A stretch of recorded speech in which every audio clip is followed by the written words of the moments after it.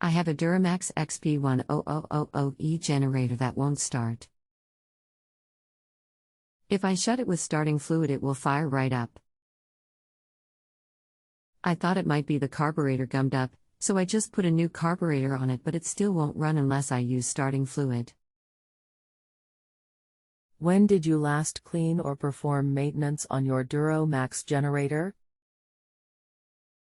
How old is it? It's about 3 years old, but have never really ran it except about every other month for about 10 minutes. How long has this been going on with your Duromax generator? What have you tried so far? Started it up last week because power was out in the house and it ran for about 10 minutes.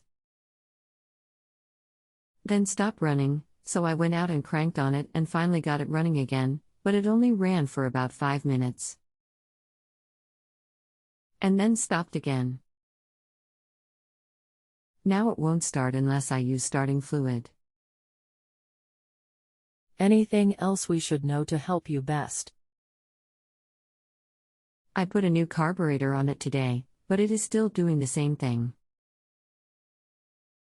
Not sure what the little solenoid with the needle valve on the carb bowl is. Welcome to Just Answer Small Engines. Let me try to help you. I don't know it all, but maybe together we can get you a satisfactory answer. The solenoid in the carburetor is a fuel shutoff that plugs the main jet. It has to open as soon as the switch is turned on. It needs 12 volts. Do you have voltage to it with switch on?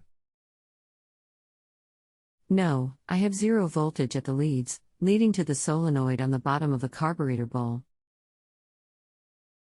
Trace the wires from the fuel solenoid back using wire colors and see where it is coming from. If you have a home improvement or appliance question and want to chat with an expert now, visit justanswer.com/ythi.